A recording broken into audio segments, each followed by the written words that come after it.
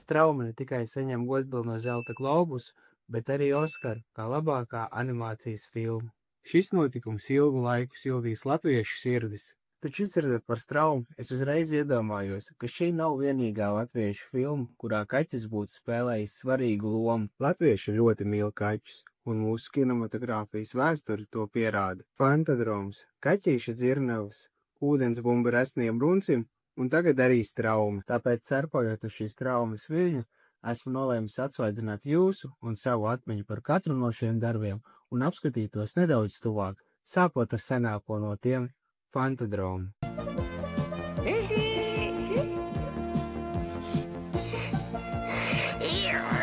Fantadroms ir 1985. gadā studijā Dauka tapušais Latvijas animācijas seriāls bērniem. Ar sērijas garumu vien nepilnas 7 minūtes Fantadroms izlaida 13 sērijas. Tiesa gan starp 3. un 4. sēriju ir 7 gadus ilga pauze. Sērijām nav dialogu, ja neskaita pilotu sēriju ar pāris dialogiem krievu valodā. Спасательная команда Агнис, командир Индрикис, робот 13-го. Fantadroma centrālais varonis ir dzeltenis kaķis Indriķis 13. Viņš ieņem visdažādākās formas, taču pārsvarā izvēlas palikt dzeltena kaķa formā. Jāpiemina, ka Indriķis ir robots. Kā par Fantadromu izsakās pats tā režisors? Vai tev patīk fantastiski stāsti par lidojumiem kosmosā, par citām planētām, dažādiem tehnikas brīnumiem? Šādas filmas tad droši vien jau esi redzējis labi daudz. Nezinu kā tev, bet man ir apnikuši visādi terminatori, ļauni roboti un citi briesmoņi. Arī tie zaķi, vilki, peles un kaķi, kas nepārtraukti viens otram sit pa galvu. Fantadromos tā nenotiek. Fantadromus apdzīvo pamatā labsirdīgas būtnes. Tas ir tieši uzbrukums Terminatoram, Nupakaģi un Tomam ar Džeriju.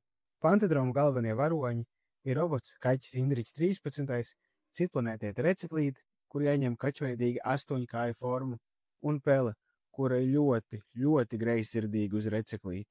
Fantadroms ir seriālistisks animācijas seriāls, uzdevumi bieži vien saistīti ar problēmu risināšanu, palīdzības sniegšanu un citām morāles dilēmām.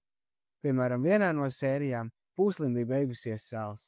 Apkārtējie viņu nesaprot, un pūša rīcības motīvs tiek pārprasts. Kosmonauts steidz glābt situāciju, nosūtot Indriķu misijā šo konfliktu atrisināt. Sākumā Indriķis uzbruk pūslim, taču neveiksmīgi. Pūslis mēģina uzbrukt atpakaļ, līdz pēkšņi parādās Receklīte un kā starpgalaktiska diplomāte uzklausa pūsli un izskaidro Indriķim, ka pūslis vēlas vien tikt pie sāls. Indriķis atceras, ka groziņā, ko viņam sagatavoja Pele, ir sāls, un šālu nodod pūslim, un situācija ir glābta. Pūslis visiem pasakās un dodas prom. Indriķis pasakas Receklītei, taču Pele, kas to visu pamana, kļūst manām greizsirdīga. Sērijas beigas. Izdošanas laikā Fantadroms bija unikāls projekts Padomju Latvijā un izpelnījās atzinību par oriģinālo vizuālo valodu un filozofisko vēstījumu. Fantadroms bija viens no pirmajiem Latvijas animācijas darbiem, kas ļoti koncentrējās uz zinātnisko fantastiku un seriālismu.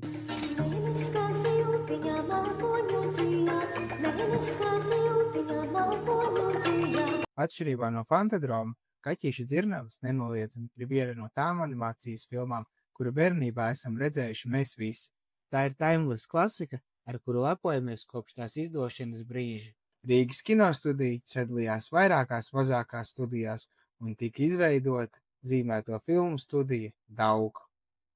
Studijas nosaukums tika izvēlēts par godu sudrabeģus darbam Dulais Dauka, kas stāsta par mazu zēnu, kas dodas pāri aizsalušai jūrai, lai uzzinātu, kas slēpjas aiz horizonta. Jā, stāsts nebeidz diezko laimīgi.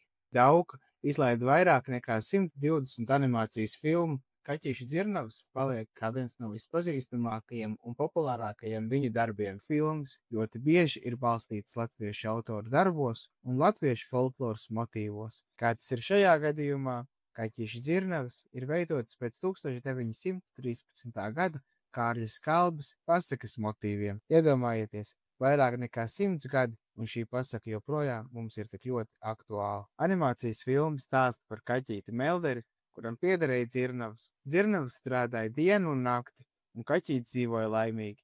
vairojot prieku un labestību apkārtējiem. Kad meitas vēlējās apprecēties, kaķītis nolēma tām dot lielu pūru, tāpēc ieķīlāja dzirnavas bagātiem melniem runcim. Pēc meitu izprecināšanas kaķītis nespēja atdot parādu, un melnais runcis viņu padzina no dzirnavām. Kaķītis devās pie savām meitām, taču tās viņu nepieņēma. Tā nu viņš klejoja pa pasauli, piedzīvojot daudz sāpju un pazemojumu, līdz nonāca ķēniņa pilī, kur sāka strādāt virtuvē. Tur viņš iepazinās ar princesi Ilzīti, kur aizveda viņu pie sērā slīkstošā ķēniņa. Klausoties ķēniņa stāstos, ķēniņš saprata, ka sāpes par karalienes nāvi pamazām jāaizmirst.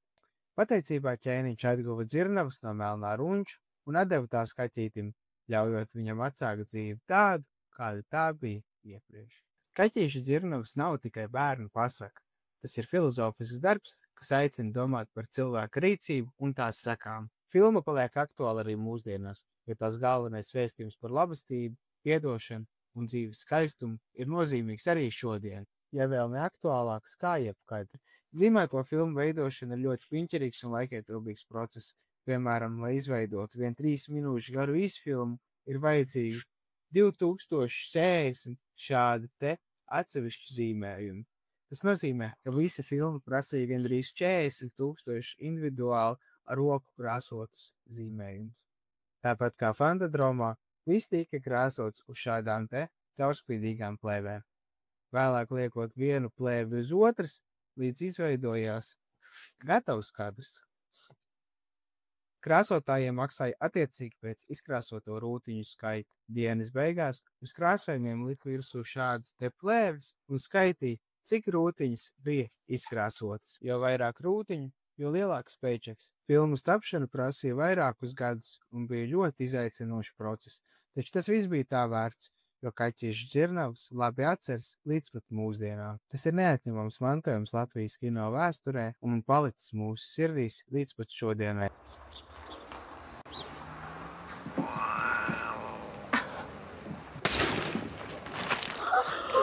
Ūdensbumbu resnajam runcim arī redzējuši daudzi. Vienīgi atceras bišķi mazāk. Šī kinokomēdija ir kopražojums starp Latviju un Igauniju. Man pašam galvā spilgti ir palikuši 1-2 kadri. Kadrs ar zirgāboliem. Redzi? Forši ejam pagad, lai cilvēki aizbrauc. Ka kāds nepaņem. Un tas, kā ar kaķi, actually saistība ir visai minimāla. Ūdensbumbu resnajam runcim 2004. gadā kļuva par visvairāk apmeklēto Eiropas filmu Latvijā, ieguva lielo Kristapu kā labākā spēļu filmu un tika izrādīta vairāk nekā 30 starptautiskos kinofestivālos. Filma stāsta par 2 māsām, 8-gadīgo Martu un 4-gadīgo Lindu, kur vecāki ir devušies pelnīt naudu ārpus Latvijas.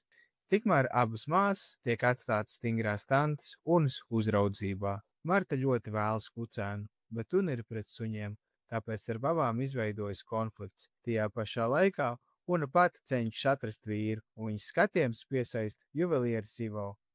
Pat ja neatrodas konfliktu un pārpratumu ar stingro Unu, Marta un Linda mēģina savu vasaru pavadīt jautri. Filmas gaitā tiek risināta pieaugušo un bērnu pasaules sadursme, kurā kompromiss un sapratne kļūst par galveno atslēgu.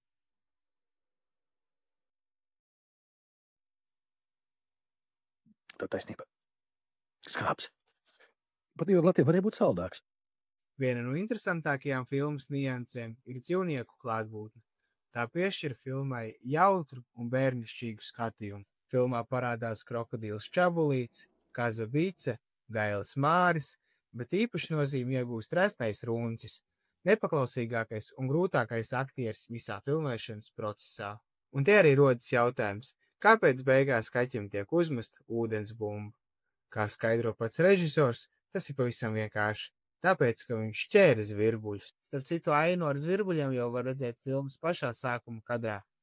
Kaķim filmā vairāk ir simboliska nozīme. Filmas gaitā Marta un Una iemācās pieņemt vienu otras sapņus un vēlmes. Filmas režisors Varis Brasla ir labi zināms ar savu lielisko spēju strādāt ar bērniem kino. Un scenārija autoram Alvim Lapiņam pašam ir 3 meitas dažāda vecuma, tāpēc filmas dialogi un bērnu uzvedība ir radusies dabiski un psiholoģiski precīzi. Filmēšana notika Kuldīgā un režisors Brasla atzina, ka šī pilsēta piedāvā visu nepieciešamo latviešu kino vizuālajai identitātei. Tā izcili attaino bērnu pasaules loģiku, kas ir gan rotaļīga, gan patiesa, un tai piemīt īpaši latviešu kino šarms. Ūdensbumba Resnijam Runsim ir viena no tām filmām, kas nav tikai bērnu komēdija, bet gan stāsts par dzīves realitāti, sapņu un kompromisu attiecībām starp bērniem un pieaugušajiem.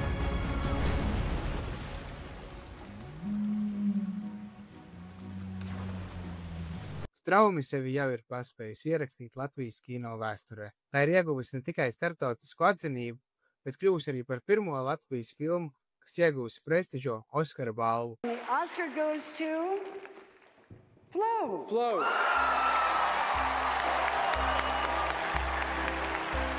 Tas ir milzīgs sasniegums un iemesls lepoties. Filma tapusi 4,5 gadus, sadarbojoties ar franču un beļģu kinostudijām. Veidota pilnībā bez dialogiem, šī kinolente ļauj vizuālajiem stāstam un mūzikai pārņemt skatītāju emocijas.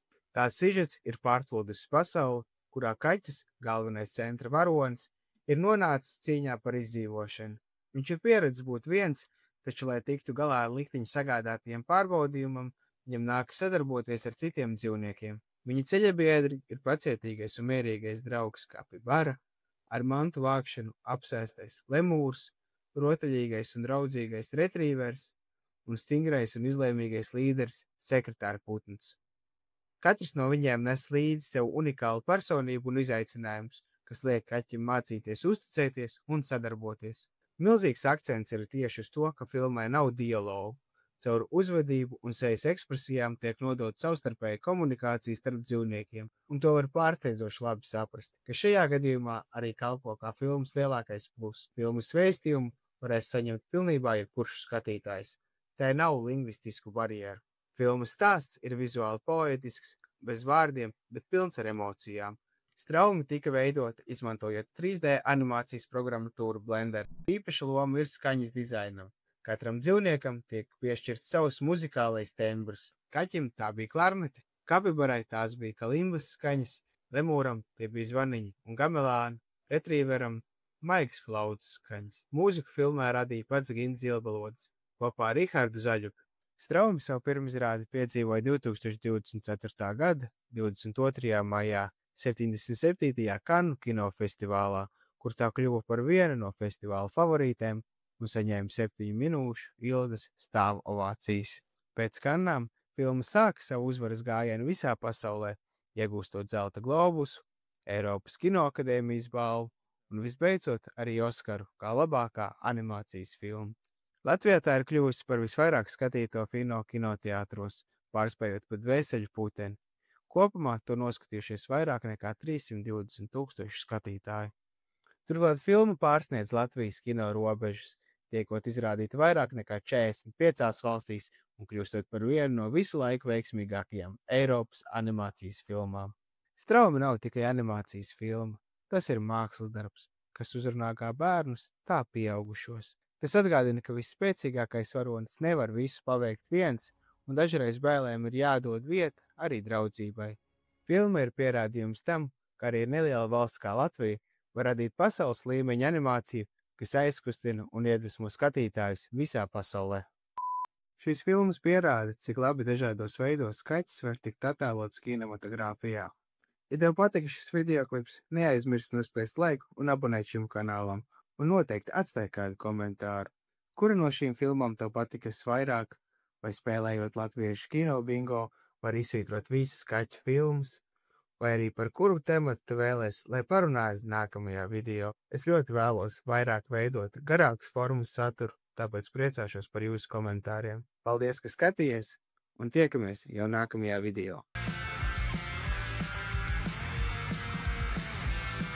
Gliemezīti, gliemezīti, gribam tevi apskatīt, rādziņus norādīt sāc un no mājas laukā nāc.